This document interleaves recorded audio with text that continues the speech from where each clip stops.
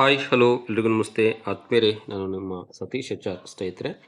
ವಿದ್ಯಾಪ್ರವೇಶ 40 ದಿನಗಳ ದಿನವಹಿ ಆಟದ ಚಟುವಟಿಕೆಗಳು 2024-25 ನಲಿಕಲಿ ಅಭ್ಯಾಸ ಸಹಿತ ಪಠ್ಯಪುಸ್ತಕದಲ್ಲಿ ಪ್ರತ್ಯೇಕ ಕಲಿಕಾ ಚಟುವಟಿಕೆಗಳನ್ನು ನೀಡಲಾಗಿದೆ. 2025 ಮತ್ತು 26ನೇ ಶೈಕ್ಷಣಿಕ ಸಾಲಿನಲ್ಲಿ 2ನೇ ತಾರೀಕಿಂದ ಅಂದರೆ ನಾಳೆಯಿಂದ ಯಾವ ರೀತಿ ನಿರ್ವಹಣೆಯನ್ನು ಮಾಡಬೇಕು ಅಂತಕ್ಕಂಥದ್ದನ್ನು ತಮ್ಮೊಟ್ಟಿಗೆ ಹಂಚಿಕೊಳ್ತೀನಿ. ಮೊದಲನೇ ದಿನ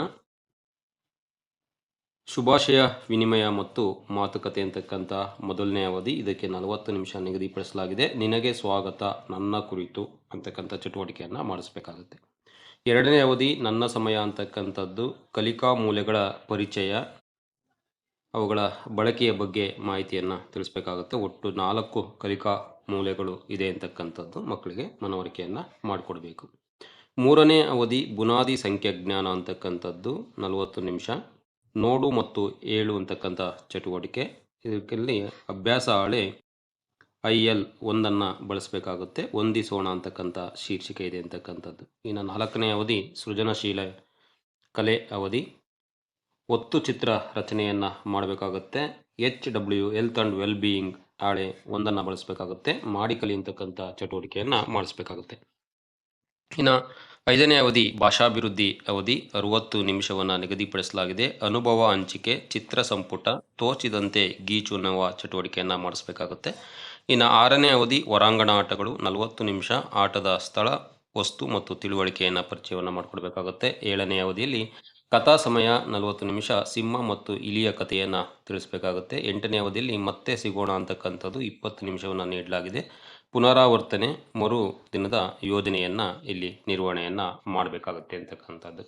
ಇನ್ನು 2ನೇ ದಿನ ಶುಭಾಶಯ ವಿನಿಮಯ ಮತ್ತು ಮಾತುಕತೆ ಅಂತಕ್ಕಂಥ ಅವಧಿಯಲ್ಲಿ ತಟ್ಟು ಚಪ್ಪಾಳೆ ನನ್ನ ಹೆಸರು ಅಂತಕ್ಕಂಥದ್ದನ್ನು ಚಟುವಟಿಕೆಯನ್ನು ಮಾಡಿಸ್ಬೇಕಾಗುತ್ತೆ. 2ನೇ ಅವಧಿಯಲ್ಲಿ ಸಾಮಗ್ರಿಗಳ ಪರಿಚಯವನ್ನು ಮಾಡಬೇಕಾಗುತ್ತೆ ಮತ್ತು ಪ್ರಶ್ನೆ ಹಾಕುವಿಕೆ ಚಟುವಟಿಕೆಯನ್ನು ಮಾಡಬೇಕಾಗುತ್ತೆ. 2ನೇ ಅವಧಿ ನನ್ನ ಸಮಯ ಅಂತಕ್ಕಂಥದ್ದು. 3ನೇ ಅವಧಿಯಲ್ಲಿ ಬುನಾದಿ ಸಂಖ್ಯಾಜ್ಞಾನ ಅಂತಕ್ಕಂಥದ್ದು, ಅಲ್ಲಿ ಧ್ವನಿಯನ್ನು ಊಹಿಸು ಅನ್ನೋ ಚಟುವಟಿಕೆಯನ್ನು ಮಾಡಿಸ್ಬೇಕಾಗುತ್ತೆ. 4ನೇ ಅವಧಿ ಸೃಜನಶೀಲ ಕಲೆ ಅಂತಕ್ಕಂಥದ್ದು, ಕಡ್ಡಿ ಚಿತ್ರ ರಚನೆಯನ್ನು ಮಾಡಿಸ್ಬೇಕಾಗುತ್ತೆ. 5ನೇ ಅವಧಿ ಭಾಷಾಭಿವೃದ್ಧಿ ಅವಧಿ. ಇಲ್ಲಿ ಧ್ವನಿ ಸಂಕೇತಗಳ ಅರಿವು, ಚಿತ್ರ ಓದು, ಒತ್ತು ಚಿತ್ರ. ಅಭ್ಯಾಸ ಹಾಳೆ EC ಎಫೆಕ್ಟಿವ್ ಕಮ್ಯುನಿಕೇಟರ್ 1 ಬಳಸಬೇಕಾಗುತ್ತೆ. ಧ್ವನಿ ಊಹಿಸಿ ಹೇಳು ಅಂತಕ್ಕಂಥ ಚಟುವಟಿಕೆಯನ್ನು ಮಾಡಿಸ್ಬೇಕಾಗುತ್ತೆ. 6ನೇ ಅವಧಿ ಹೊರಾಂಗಣ ಕುಂಟೆ ಬಿಲ್ಲೆ ಆಟವನ್ನು ಆಡಿಸ್ಬೇಕಾಗುತ್ತೆ. 7ನೇ ಅವಧಿಯಲ್ಲಿ ಸಿಂಹ ಮತ್ತು ಇಲಿ ಸರಣಿ ಚಿತ್ರಗಳನ್ನು ಬಳಸಿ ಕಥೆಯನ್ನು ಪರಿಚಯವನ್ನು ಮಾಡಬೇಕಾಗುತ್ತೆ. ಇನ್ನು 8ನೇ ಅವಧಿಯಲ್ಲಿ ಪುನರಾವರ್ತನೆಯನ್ನು ಮಾಡಿ ಮರುದಿನದ ಯೋಜನೆಯನ್ನು ಮಾಡಬೇಕಾಗುತ್ತೆ. ಇನ್ನು 3ನೇ ದಿನ ಮೊದಲನೇ ಅವಧಿಯಲ್ಲಿ ಚಪ್ಪಾಳೆ, ತಟ್ಟು, ಚಿಟಿಕಿ ಹುಡಿ, ಸ್ಟ್ಯಾಚ್ಯೂ ಆಟ ಚಟುವಟಿಕೆಯನ್ನು ಮಾಡಿಸ್ಬೇಕಾಗುತ್ತೆ. 2ನೇ ಅವಧಿಯಲ್ಲಿ ಕಲಿಕಾ ಮೂಲೆಗಳ ಚಟುವಟಿಕೆಗಳನ್ನು ನಿರ್ವಹಣೆಯನ್ನು ಮಾಡಬೇಕಾಗುತ್ತೆ. 3ನೇ ಅವಧಿಯಲ್ಲಿ ಬಣ್ಣಗಳನ್ನು ಹೊಂದಿಸುವಂತಕ್ಕಂಥದ್ದು. 4ನೇ ಅವಧಿಯಲ್ಲಿ ಕೊಲ್ಯಾಜ್ ಮಾಡುವುದು. 5ನೇ ಅವಧಿಯಲ್ಲಿ ಹಾಡು, ಪ್ರಾಸಗೀತೆ, ಪದ್ಯ, ನಾಟಕ, ಓದುವ ಮೂಲೆ, ಚಿತ್ರಿಸುವುದು ಮತ್ತು ಹೆಸರಿಸುವುದು ಚಟುವಟಿಕೆಯನ್ನು ಮಾಡಬೇಕಾಗುತ್ತೆ. 6ನೇ ಅವಧಿಯಲ್ಲಿ ಕೆರೆದಡ ಚಟುವಟಿಕೆಯನ್ನು ಮಾಡಬೇಕಾಗುತ್ತೆ. 7ನೇ ಅವಧಿಯಲ್ಲಿ ಸಿಂಹ ಮತ್ತು ಇಲಿ ಮುಖವಾಡವನ್ನು ಬಳಸಿ ಕಥೆಯನ್ನು ನಿರೂಪಣೆಯನ್ನು ಮಾಡಬೇಕಾಗುತ್ತೆ. ಪುನರಾವರ್ತನೆ ಮರು ದಿನದ ವಿಷಯದ ಯೋಜನೆಯನ್ನು ಮಾಡಬೇಕಾಗುತ್ತೆ. ಇನ್ನು 4ನೇ ಅವಧಿಯಲ್ಲಿ ಚಪ್ಪಾಳೆ, ತಟ್ಟು, ಚಿಟಿಕೆ ಹೊಡಿ, ಕ್ಲಾಪ್ ಆ್ಯಂಡ್ ಕ್ಲಾಪ್ ಅಂತಕ್ಕಂಥ ಚಟುವಟಿಕೆ. 2ನೇ ಅವಧಿಯಲ್ಲಿ ಚಟುವಟಿಕೆ ನಿರ್ವಹಣೆಯ ಎಚ್ಚರಿಕೆಗಳನ್ನು ನೀಡಬೇಕಾಗುತ್ತೆ ನನ್ನ ಸಮಯದಲ್ಲಿ. 3ನೇ ಅವಧಿಯಲ್ಲಿ ಬುನಾದಿ ಸಂಖ್ಯಾಜ್ಞಾನ, ಆಕೃತಿಯ ಪರಿಕಲ್ಪನೆ. ಇಲ್ಲಿ ಅಭ್ಯಾಸ ಹಾಳೆ IL 2 ಬಳಸಬೇಕಾಗುತ್ತೆ. ಆಕಾರಗಳನ್ನು ಹೊಂದಿಸೋಣ ಅಂತಕ್ಕಂಥ ಚಟುವಟಿಕೆಯನ್ನು ನಿರ್ವಹಣೆಯನ್ನು ಮಾಡಿಸ್ಬೇಕಾಗುತ್ತೆ. 4ನೇ ಅವಧಿಯಲ್ಲಿ ಅಭಿನಯ ಗೀತೆಗಳು ಅಥವಾ ನಾಟಕಗಳು. ಇಲ್ಲಿ HW 2 ದೇಹದ ಭಾಗಗಳು ಅಂತಕ್ಕಂಥ ಒಂದು ಕಲಿಕಾ ಹಾಳೆಯನ್ನು ನಿರ್ವಹಣೆಯನ್ನು ಮಾಡಬೇಕಾಗುತ್ತೆ. 5ನೇ ಅವಧಿಯಲ್ಲಿ ಭಾಷಾಭಿವೃದ್ಧಿ. ಇಲ್ಲಿ ಪ್ರಾಸಪದ ಆಲಿಸುವುದು, ಚಿತ್ರ ಓದುವುದು ಮತ್ತು ಚುಕ್ಕಿ ಸೇರಿಸಿ ಬಣ್ಣ ಹಾಕು ಚಟುವಟಿಕೆಯನ್ನು ಮಾಡಬೇಕಾಗುತ್ತೆ. 6ನೇ ಅವಧಿಯಲ್ಲಿ ಮತ್ತೆ ಕೆರೆದಡ ಆಟವನ್ನು ಆಡಿಸ್ಬೇಕಾಗುತ್ತೆ. 7ನೇ ಅವಧಿಯಲ್ಲಿ ಸಿಂಹ ಮತ್ತು ಇಲ್ಲಿ ಸಂಭಾಷಣೆಯಲ್ಲಿ ಮಿಂಚುಪಟ್ಟಿಗಳನ್ನು ಬಳಸಿ ಕಥೆಯ ನಿರೂಪಣೆಯನ್ನು ಮಕ್ಕಳಿಂದ ಮಾಡಿಸ್ಬೇಕಾಗುತ್ತೆ ಅಂತಕ್ಕಂಥದ್ದು. ಇನ್ನು 8ನೇ ಅವಧಿ ಮತ್ತೆ ಸಿಗೋಣ ಅಂತಕ್ಕಂಥದ್ದು, ಇಲ್ಲಿ ಮರುದಿನದ ಯೋಜನೆಯನ್ನು ಮಾಡಬೇಕಾಗುತ್ತೆ. 5ನೇ ದಿನ 1ನೇ ಅವಧಿ ಅಂದರೆ ಶುಭಾಶಯ ವಿನಿಮಯ ಮತ್ತು ಮಾತುಕತೆಯ ಅವಧಿಯಲ್ಲಿ ಚಪ್ಪಾಳೆ, ತಟ್ಟು, ಚಿಟಿಕೆ ಹೊಡಿ, ಸ್ಟ್ಯಾಚ್ಯೂ ಆಟವನ್ನು ನಿರ್ವಹಣೆಯನ್ನು ಮಾಡಬೇಕಾಗುತ್ತೆ. 2ನೇ ಅವಧಿ ನನ್ನ ಸಮಯ ಅಂತಕ್ಕಂಥದ್ದು, ಇಲ್ಲಿ ಕಲಿಕಾ ಮೂಲೆಗಳು 4 ಕಲಿಕಾ ಮೂಲೆಗಳಲ್ಲಿ ಮಗು ಚಟುವಟಿಕೆಯನ್ನು ಶಿಕ್ಷಕರ ಸಹಾಯದೊಂದಿಗೆ ನಿರ್ವಹಣೆಯನ್ನು ಮಾಡಬೇಕಾಗುತ್ತೆ. ಶಿಕ್ಷಕರ ಅನುಪಾಲನೆಯನ್ನು ಮಾಡ್ತಕ್ಕಂಥದ್ದು. ಇನ್ನು 3ನೇ ಅವಧಿ ಬುನಾದಿ ಸಂಖ್ಯಾಜ್ಞಾನ. ಇಲ್ಲಿ ಗುಂಪು ಮಾಡುವುದು, ಇಲ್ಲಿ ಬಳಸಬೇಕಾಗಿರ್ತಕ್ಕಂಥ ಹಾಳೆ IL3 ಗುಂಪು ಮಾಡೋಣ ಅಂತಕ್ಕಂಥ ಚಟುವಟಿಕೆಯನ್ನು ಮಾಡಿಸ್ಬೇಕಾಗುತ್ತೆ. ಇನ್ನು 4ನೇ ಅವಧಿ ಸೃಜನಶೀಲ ಕಲೆ ಅಂತಕ್ಕಂಥದ್ದು.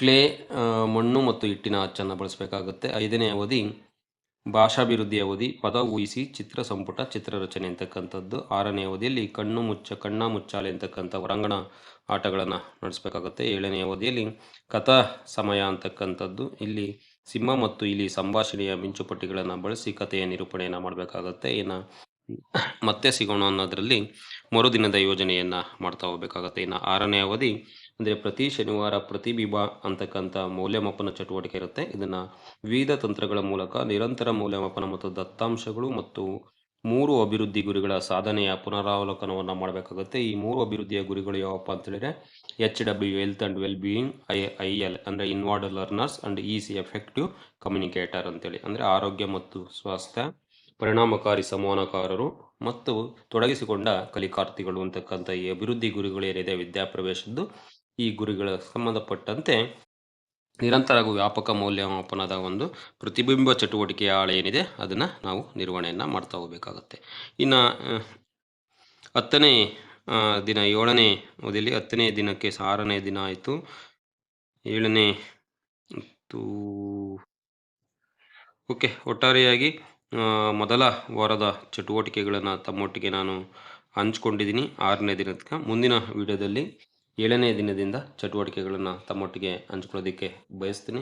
ಇಷ್ಟೊತ್ತು ವಿಡಿಯೋವನ್ನು ವೀಕ್ಷಣೆಯನ್ನು ಮಾಡಿದ್ದಕ್ಕಾಗಿ ಅನಂತ ಧನ್ಯವಾದಗಳನ್ನ ತಿಳಿಸ್ತಾ, ವಿದ್ಯಾಪ್ರವೇಶ ಅಂತಕ್ಕಂಥದ್ದು ಏನು ಮಗು 1ನೇ ತರಗತಿಗೆ ದಾಖಲಾಗಿರ್ತಕ್ಕಂಥ ಮಗು ನಮ್ಮ ಒಂದು ಕಲಿಕಾ ವಾತಾವರಣಕ್ಕೆ ಸಜ್ಜುಗೊಳಿಸುವ ಸಲುವಾಗಿ 40 ದಿನಗಳ ಈ ಒಂದು ವಿದ್ಯಾಪ್ರವೇಶ ಅಂತಕ್ಕಂಥ ಒಂದು ರಾಷ್ಟ್ರೀಯ ಶಿಕ್ಷಣ ನೀತಿಯ ಅಡಿಯಲ್ಲಿ ನಾವು ಇದನ್ನು ಕಳೆದ 3-4 ವರ್ಷಗಳಿಂದ ನಾವು ಇದನ್ನು ತೆಗೆದುಕೊಂಡಿದ್ದೀವಿ ಅಂತಕ್ಕಂಥದ್ದು.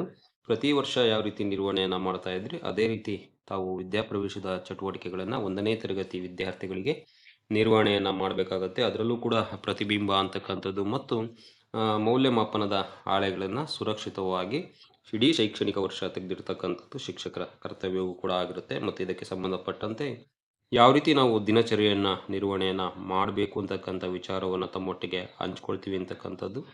ಸೊ ಮತ್ತೊಮ್ಮೆ ಅನಂತ ಧನ್ಯವಾದಗಳನ್ನ ತಿಳಿಸ್ತೀನಿ. ನಮಸ್ತೆ.